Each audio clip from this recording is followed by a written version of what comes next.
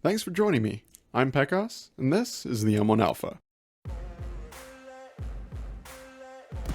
The M1 Alpha is a DMR chambered in 308 that's going to set you back 14 points in multiplayer and 3 grand in zombie mode. The hollow sight is a great all-around option, and my personal favorite.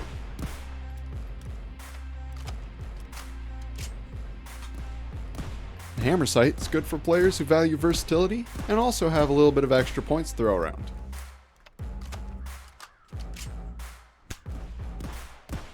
The ACOG is for when you need that magnification, but you don't want to break the bank on a hammer scope.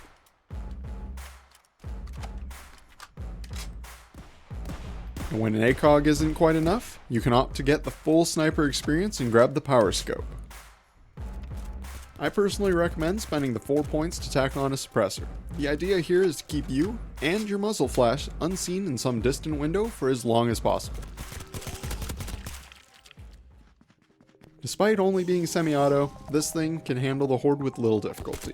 But after wave 25, you should really consider looking at something with full auto. The M1 Alpha is classified as a sniper rifle, and the way that it handles definitely reflects that. It's got a super long profile, so getting it to the ready position isn't super snappy, but it's decent. Reloading it's on par with the other sniper rifles, but you're going to do it less because the M1 Alpha has the largest magazine size in its category. The M1 Alpha is definitely more accurate than I am. It can be a little difficult to get on target at closer distances, but it's a DMR. What do you expect? I do suspect that if you were to run it with irons and without a suppressor, this could be different, but personally, I'll stick to keeping my distance. Unfortunately, the M1 Alpha has lowest damage output in the sniper category.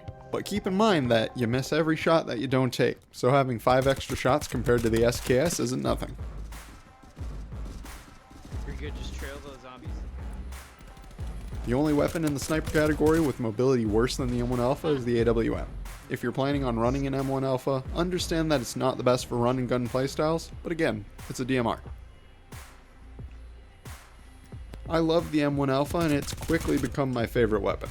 I know that the SKS has better damage and mobility, but the M1 Alpha's superpower is that it's easily the most spammable DMR, making it perfect for players venturing into precision shooting for the first time.